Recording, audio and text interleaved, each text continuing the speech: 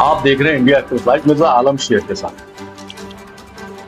साथियों, इस वक्त हिंदुस्तान की राजनीति में एक भूचाल सा आया हुआ है।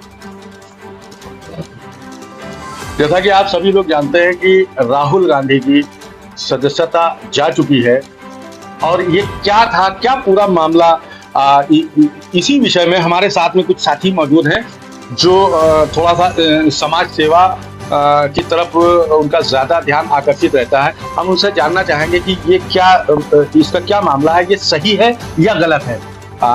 जिशान भाई, बहुत बहुत स्वागत है।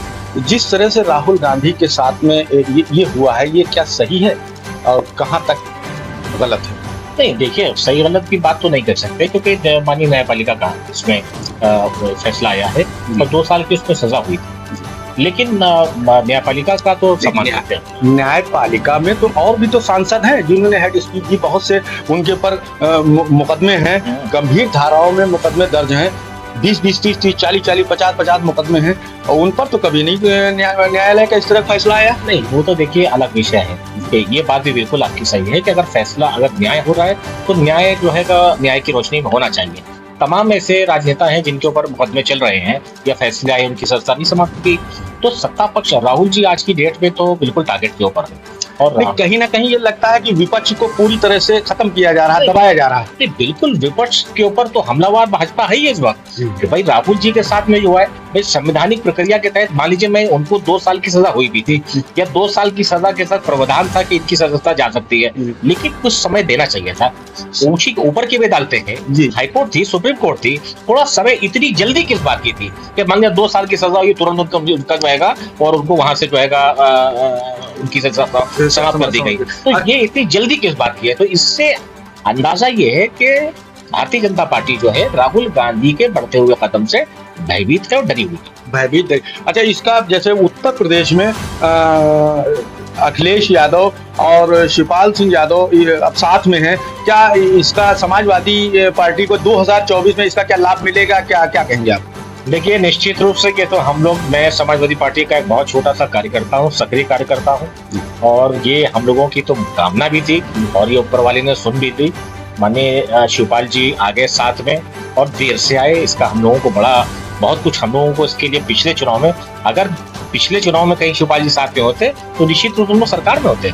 और तो अब चाचा जब साथ में आ गए हैं तो चाचा के साथ में आने के बाद में, आप तो जानते ही हैं चाचा के अंदर जो गुण है, या नेताजी के, माननीय श्रद्धेय नेताजी के साथ में काम किया है, तो चाचा के आने के बाद से आने वाले समय में इस लोकसभा के चुनाव में, यानी 2024 में परिणाम जो है बिल्कुल आप देखेंगे कि अंदाजे से कहीं अलग जो है जो परिणाम होंगे तो चाचा ने हमेशा ग्रास रूट पे काम किया है, जमीन पे काम किया है। चाचा ने हवा की राजनीति नहीं की है और चूंकि आदरणीय अखिलेश यादव जी को अब उनका आशीर्वाद प्राप्त हो गया है, तो ये ताकत जो मिल गई है जी, आदरणीय माननीय राष्ट्रीय अध्यक्ष जी और चाचा, पूरा परिवार इस साथ में, पूरी पार्टी और आदरणीय आजम खान साहब, उनके ऊपर भी अन्याय हो रहा है। आप देख रहे हैं कहीं ना कहीं, जैसे आप अभी तो राहुल गांधी की बात हो रही थी, अब उत्तर प्रदेश के अंदर जैसे अभी रामपुर का चुनाव हुआ, आजम खान साहब को देख सकते हैं आप, और उन्होंने अभी बयान भी जारी किया है कि यहाँ पर भी विपक्ष को दबाने का काम किया गया। नहीं, वो तो बिल्कुल निश्चित रूप से हम लोग देख ही रहे हैं। ये तो शुरुआत हो गई। देखिए,